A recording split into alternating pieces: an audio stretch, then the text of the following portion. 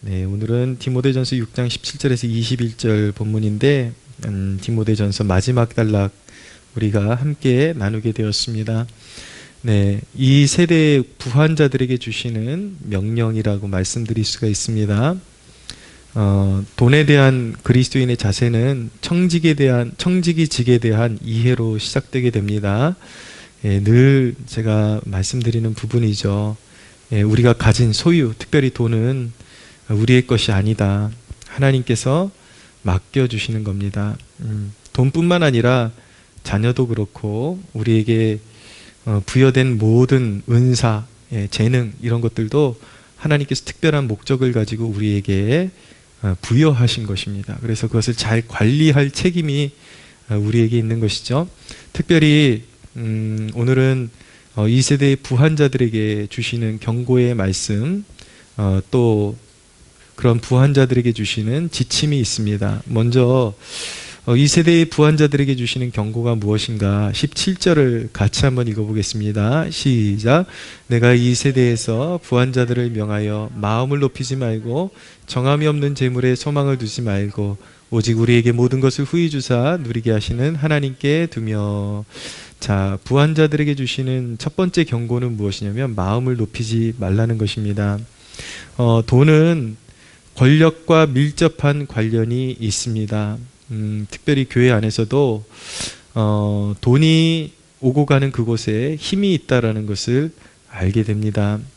물론 저는 목회하면서 교회를 정말 사랑하는 마음으로 큰 돈을 헌금하고 기부하고 그렇게 하고도 자신을 드러내지 않는 고마운 사람들을 보아왔습니다. 그러나 부한자들이 그 스스로가 마음을 낮추지 않을 때에 일어날 수 있는 몇 가지 위험성이 있는데 그것은 교회 안에서 교회뿐만 아니라 어디서든지 적용을 해야 합니다.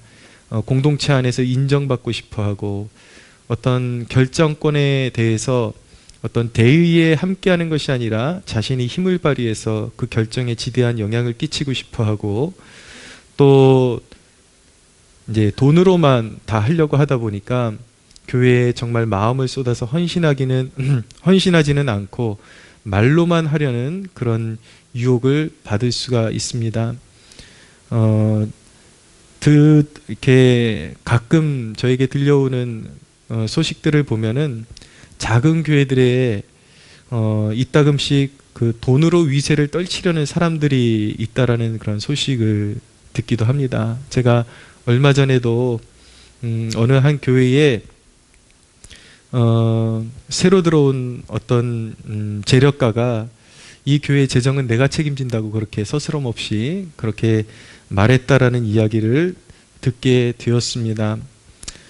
작은 교회 목회자의 입장에서는 그런 얘기를 들으면 굉장히 처음에는 솔깃하고 위로가 될 수는 있지만 교회의 재정을 어떤 그 부유한 사람에게 의존한다라는 것은 굉장히 위험한 것입니다. 왜냐하면 돈이 곧 권력이 될 수가 있기 때문인 것입니다. 그가 겸손한 사람이라면 결코 그런 식으로 이 교회의 재정을 내가 책임진다라는 말은 결코 함부로 내뱉지 못했을 것입니다. 벌써 그렇게 말하는 태도 자체가 자신이 이 교회를 교회에서 어떤 권한을 행사하겠다라는 말과 뉘앙스와 마찬가지인 것이거든요. 그런 사람들에게 교회를 맡겨서도 안 되고 의존해서도 안 되는 것이죠. 매우 위험한 생각인 것입니다. 그 사람 마음속에는 교회를 섬기겠다라는 마음보다 정말 섬기겠다라는 마음보다 자기를 드러내고 싶은 마음이 더 큰 것이죠. 정말 교회를 섬기고 싶다면은 정말 귀한 헌신입니다. 돈으로. 왜냐하면 교회에도 그 재정이 확보가 되어야 교회가 건강하게 유지가 될 수 있고 사역을 할 수 있기 때문에 자신이 가진 물질을 가지고 교회를 섬기겠다라는 마음 너무 귀한 것이죠. 그런데 어떤 태도를 가지고 섬기느냐가 참 중요한데 정말 교회를 자기가 가진 재물로 섬기고 싶다면 말없이 겸손하게 섬겨야 하는 것입니다. 그래서 항상 부한자들이 가져야 할 그런 경계심은 스스로가 가진 것을 내세우고 마음을 높이고 결국 그런 자세들이 결국 후에는 하나님의 큰 심판을 불러올 수 있는 빌미가 될 수 있다는 것을 잊지 말고 항상 하나님을 섬기되 마음을 낮추고 섬길 수 있는 그런 태도를 배워야 하는 것입니다. 두 번째는 부한자들에게 주시는 경고 두 번째는 재물에 소망을 두지 말라는 것입니다. 모든 것을 후히 주시는 하나님께만 소망을 두어야 한다라고 말씀하고 있습니다. 재물은 성경에 또 하나의 신으로 간주될 정도로 힘이 막강하다라고 말씀하고 있습니다. 그래서 예수님도 재물과 하나님을 겸하여 섬길 수 없다라고 그렇게 말씀하셨죠. 사람들이 재물을 하나님처럼 받들고 섬기고 있기 때문에 예수님께서 친히 그런 말씀을 하신 것입니다. 재물이 많은 자는 풍요를 믿고 살기 쉽고 또 죄짓고 살기 쉽고 또 자녀들을 하나님의 자녀로 길러내는데 실패할 가능성이 매우 큽니다. 왜냐하면 자녀들에게 신앙으로 서포트하기보다는 세상적으로 성공할 수 있는 것들을 서포트하기에 혈안이 되기 쉽기 때문에 오히려 자녀들이 그 부요한 환경 속에서 올바로 하나님을 섬기며 살아가기보다는 세상을 믿고 방탕하게 살아가는 그러한 존재로 전락할 가능성이 큰 것이죠. 부요한 가정에서 자녀들이 하나님을 신실하게 섬기며 자라가기는 사실은 매우 힘든 일인 것입니다.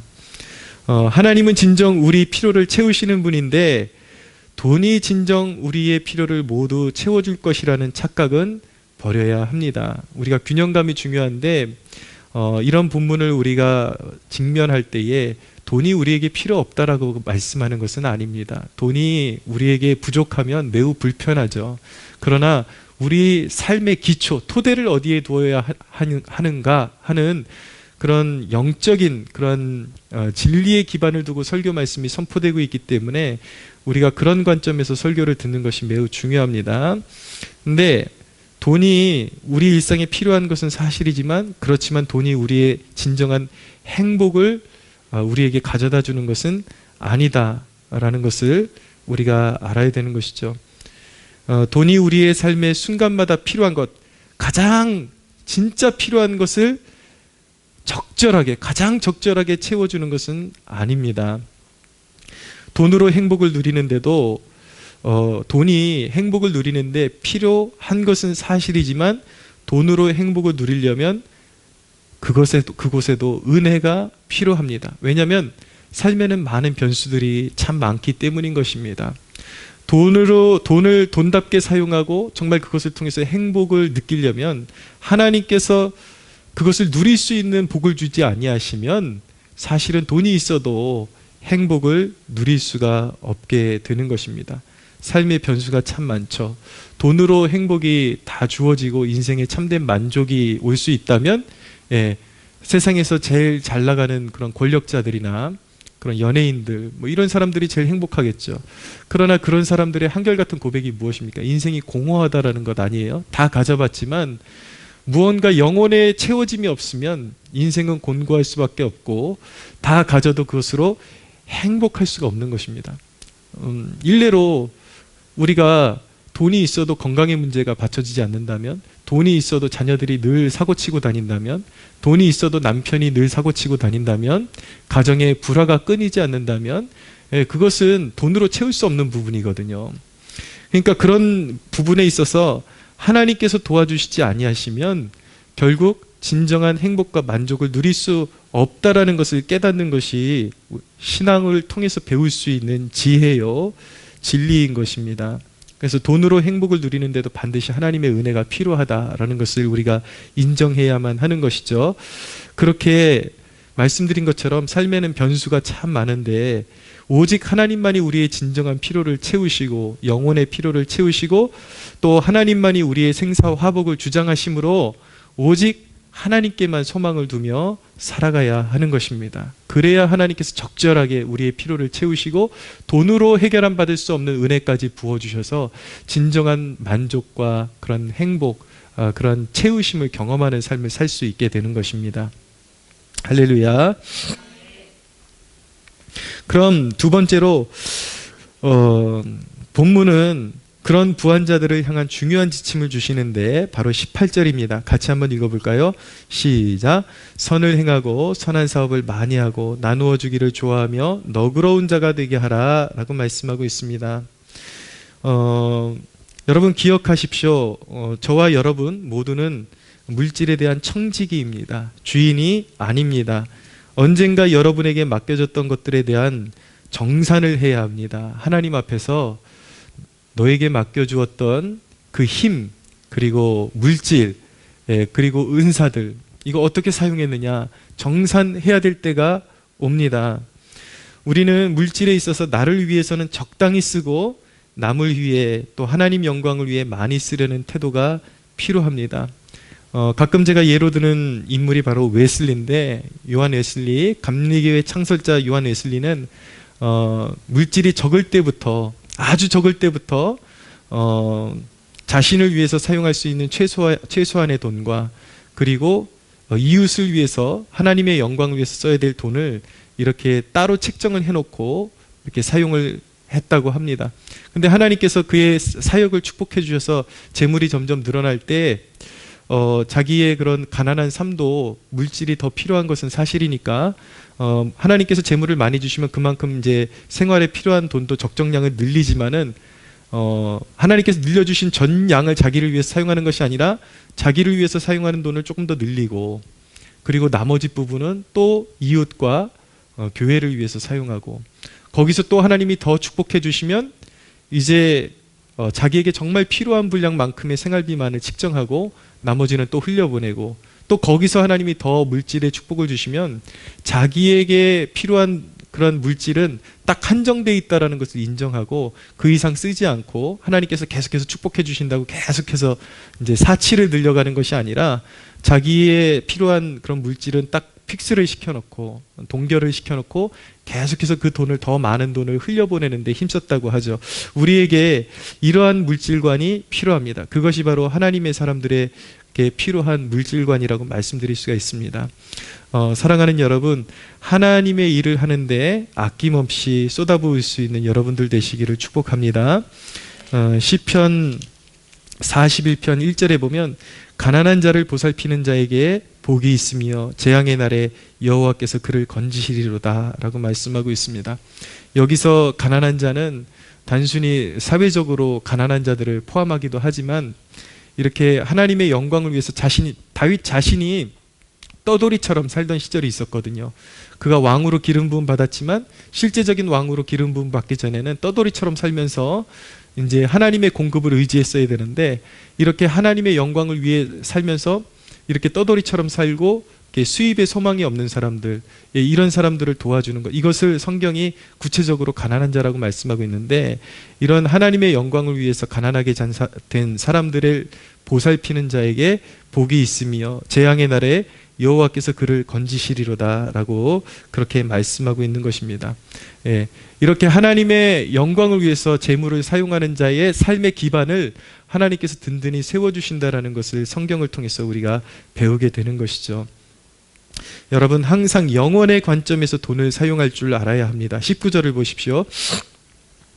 같이 한번 읽어볼까요? 시작. 이것이 장래에 자기를 위하여 좋은 터를 쌓아 참된 생명을 취하는 것이니라. 아멘.